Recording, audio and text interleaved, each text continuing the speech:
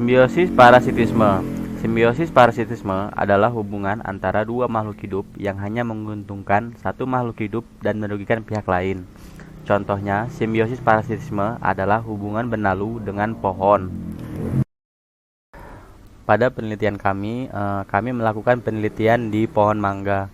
Di pohon mangga terdapat benalu yang sudah lama tumbuh.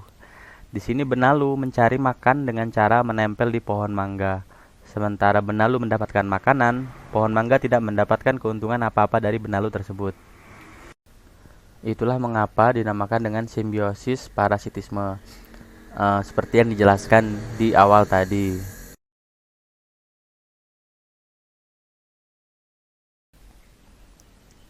Yang kedua adalah simbiosis mutualisme. Simbiosis mutualisme adalah hubungan antara dua makhluk hidup yang saling menguntungkan. Contoh yang paling nyata adalah hubungan antara lebah dan bunga. Kenapa? Karena lebah mendapatkan makanan yaitu berupa nektar dari bunga, sedangkan bunga terbantu penyerbukannya, sehingga terjadilah hubungan yang saling menguntungkan antara lebah dan bunga.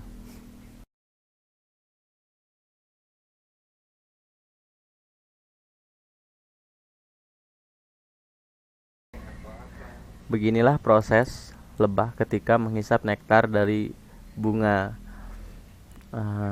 Dengan lebah menghisap nektar dari bunga, maka bunga pun terbantu proses pembuahannya. Yang ketiga adalah simbiosis komensialisme. Simbiosis komensialisme adalah interaksi antara dua makhluk hidup yang menguntungkan salah satu organisme, sementara organisme yang lain tidak dirugikan dan tidak pula diuntungkan.